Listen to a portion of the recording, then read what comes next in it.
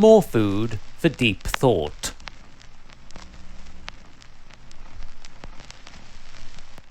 Exactly 20 minutes past the 10th hour of my 48th year on planet Earth's mortal realm, the maiden dawn of a movable British spring, and week 627 of my self-inflicted career as a freelance grub trafficker, running revolutionary odds and errands for 3 competing global grocery-lugging logistics networks to assuage the practical needs and quench the metabolic pangs of Shoreham-upon-Shingle's housebound residents, whilst by lucky chance also fulfilling any personalised move targets set by those health-preaching fitness coaches whose algorithmic preconceptions now govern cyberspace's omnipresent activity-tracking platforms. Slightly early for a hand-battered hunk of ethically trawled cod, I mused, whilst discreetly curb-hopping down one of several single-way streets that form the coastal quarter of our quaint town's idyllic old village, before coming to rest outside Blundon's, its ever-popular and longest-serving fish and chip bar, from where this fragmented shift's foremost request had originated. Tried hard not to catch the gaze of its boss bass as I shuffled through the open door,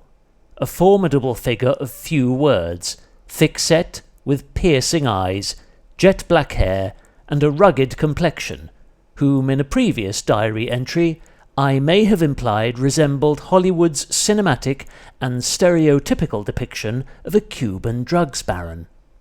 Inside, the air hung heavy, like an invisible shroud laced with the pervasive aroma of vinegar and mature cooking oil,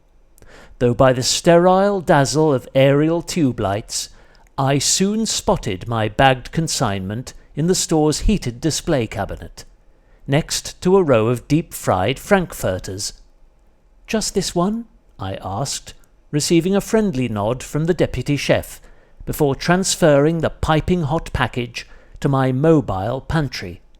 An apartment in Marine Court was my grounded client's address,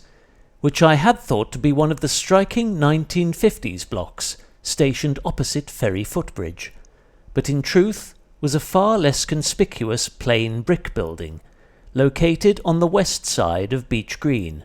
and took almost 10 minutes of agitated spinning to reach, battling systematic assaults from the Gulf Stream's turbulent tag team. Was granted silent admittance after just one tentative press of the flat's applicable bell, before ascending 2 flights of stairs to find my expectant customer waiting in the doorway, but without the requisite 2-digit combination, to verify that delivery of their requested sustenance had taken place, and release my employer's handling fee. Attempted to look sympathetic and small-talk my way around their mounting frustration over fresh food losing critical degrees, whilst simultaneously consulting my contractor's app for a solution. Eventually unearthed an option which alerted HQ that my client could not supply the magic combination, and was most relieved to be advised that the last 2 decimals of their phone number could also be provided as proof of receipt. Back at Eastern Avenue's drive-by branch of Old Ronnie's Burger Mecca, after some measurably mid-tempo miles had passed, I paid no heed to the consumables within my second drop shipment, other than to note with elation that its pair of Big Happy Macs, customary Belgian-style fries, and regular share box of breaded chicken croquettes did not contain any spillable beverages, except for the sweet barbecue sauce. Emerald Key, here I come, and there I went, with the winds of foul fate in my loose-fitting sails. Every quirkily appointed block within this large-scale modern development appears physically identical and shares the same umbrella moniker, though thankfully each is also ascribed a corresponding compass point based on its position within the complex. Another hassle-free entry and 3 further staircases climbed before one more time-starved customer's specified rations were duly delivered. Gladly my cross I'd share, but not my crossbar, cross-trainer, or hot cross-bun, even though Shoreham's most seasonally conscious spinners would refrain from discussing spring's movable feasts before Blackpatch Grove's slumbering cherry trees have had the chance to stretch their barely budding limbs, and every principal perennial, whether planted by proud green palms within the earthly beds framing meticulously manicured lawns, or sown into the fertile soil of fields at the windy whims of fate's fickle fingers, could be witnessed parading their technicolor plumages, or flooding the air with an intoxicating blend of sweet aromas to arrest and bewitch nature's bumbling pollinators, whilst above solitary clouds, or flocks of unshorn sheep, wandered in heavenly blue-grass meadows. Fret not, for within this mortal realm of free view and ad-free beauty, the seed of reward shall always flourish when watered by patience. Didn't bother dwelling to sift through the stack of snail spam that awaited my moon-weary eyes upon a sand-blasted doormat as I descended the last stair from Bedfordshire, though the apocalyptic clatter it had caused whilst tumbling through the letterbox, propelled by a royally approved postal worker's eager hands, made me think that a burglar had broken in, and was more than enough commotion to wrestle me from Coach Sandman's recuperative realm long before any low-intensity dreaming could spin into high-res action. "It's always the same," cawed a crow in comment, from his lofty lookout point atop of the very same lamp-post that a territorial herring gull had hijacked during last year's festive stroll with Mum, as I consigned the mountain of misrouted mail into Ada Council's blue-lidded wheelie bin, and crawled up to cursing speed along Harbour Way, feeling vaguely optimistic about my choice of clothing in the face of a mercifully clement northeasterly breeze, which spelt out spring in soothing whispers.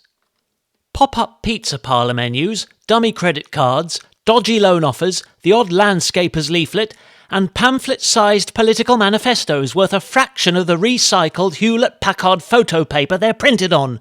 Fear not, for we promise not to put up taxes, raise interest rates, or boost energy prices unless it is to our economic benefit. Nor shall we ever set uninvited foot in a foreign nation unless it is also to the avail of our economy, but only and always after we have liberated its oppressed populace, then preserved world peace by supplanting ruthless totalitarian regimes with dysfunctional democracies. I don't like always looking on the black side, but with rooks and ravens as your closest relatives, it's difficult not to.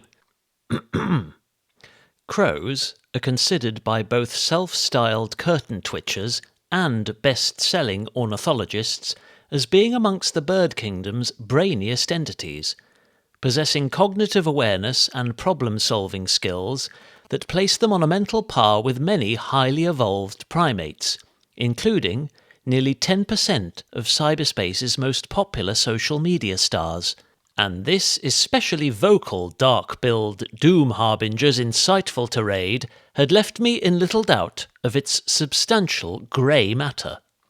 Cumulus cowls and mackerel cloaks, masking the golden rays of Earth's stellar luminary,